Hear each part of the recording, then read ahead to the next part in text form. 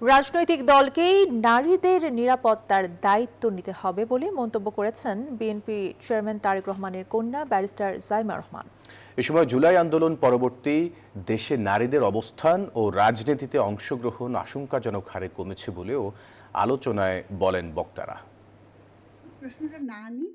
52, 71, 90 থেকে 24 জুলাই অভ্যুত্থানে সব আন্দোলনে রাজপথে সাহস জুগিয়েছে নারী, কিন্তু জুলাই আন্দোলন পরবর্তী দেশে নারীর অবস্থান ও রাজনীতিতে অংশগ্রহণ কমেছে আশঙ্কাজনক হারে। রোববার রাজধানীতে উইমেন ইন ডেমোক্রেসি আয়োজিত রাউন্ড টেবিল আলোচনায় উঠে এসেছে এসব তথ্য।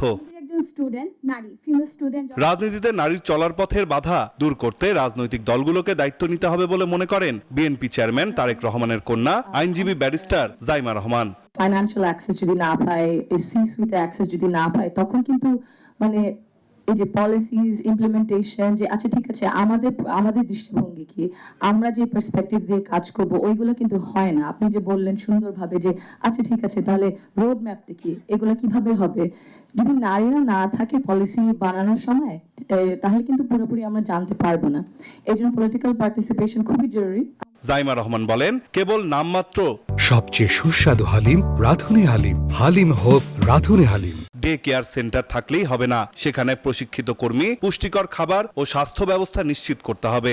নারী নিরাপত্তার দিক থেকে in terms of cyber bullying আর ফিজিক্যাল অলসো সেফটি, যদি কোডস অফ কন্ডাক্টস থাকে প্রতিটা পলিটিক্যাল পার্টির, যে আচ্ছা ঠিক আছে যে এই আমাদের আইন তো আছে, কিন্তু পলিটিক্যাল পার্টির দায়িত্ব নিতে হবে।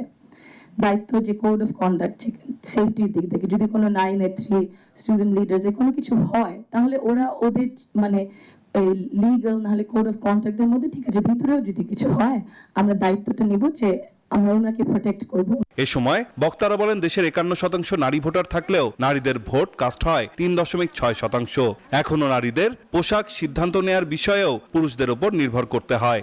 নারীর যে অবদান এবং তার যে ক্যাপাসিটি, সেই ক্যাপাসিটিটাকে তার পোশাক এবং তার ফিজিক্যাল ইনএবিলিটি এবং অ্যাবিলিটির মধ্যে রিডিউস ডাউন করা, এটা গত 1.5 বছরে বারংবার খুবই উদ্দেশ্যপ্রণোদিতভাবে এটা প্লট করা হয়েছে।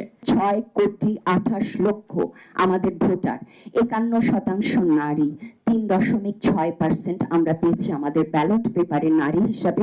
আমাদের যদি ভোটার অধিকার থাকে, আমি যদি মানুষ হিসাবে দেশের অর্থনীতিতে ভূমিকা রাখবো, তাহলে কেন আমি পিছনের সারিতে থাকবো, কেন আমি ক্ষুধার্ত থাকবো? আন্দোলনগুলো যেগুলো হয়েছিল সেটা বৈষম্যের বিরুদ্ধে আন্দোলন হয়েছিল, সরকারি চাকরিতে কিভাবে কোটার বিরুদ্ধে, কিন্তু এখন দেখা গেল যে বৈষম্যটা কি আরো প্রকট করা হচ্ছে।